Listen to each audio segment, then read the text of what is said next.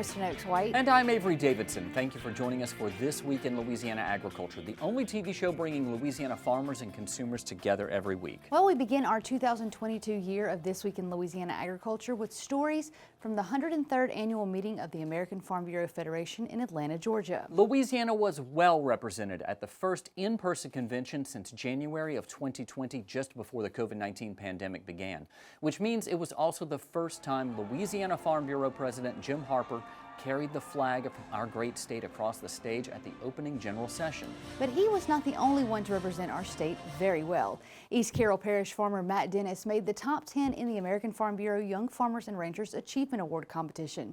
And Livingston Parish Extension agent Jessie Hoover talked her way into the Sweet 16 of the Young Farmers and Rangers discussion meet. We're proud of those accomplishments and also proud of the work done at the annual meeting to ensure you and I have the food, fiber, and fuel we need for the future.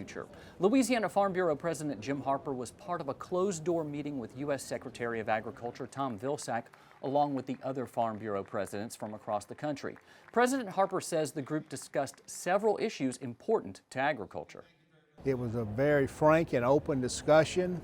We talked about the livestock market and ways to improve it. We talked about waters of the U.S.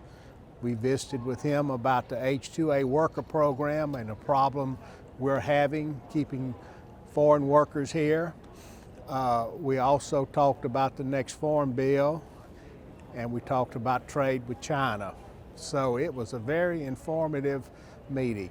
Shortly after that meeting, Secretary Vilsack spoke to everyone at the annual meeting during the closing general session. It was there that the Secretary announced programs dealing with climate change administered by USDA. While Vilsack is announcing these initiatives nearly 1 year into the Biden administration, Louisiana remains without a state farm services agency director. I asked the Secretary about the holdup. It is a process, and it does take time. It takes time to basically identify individuals and then go through the security clearance and vetting that's required to make sure that they can be proper representatives of the Department of Agriculture.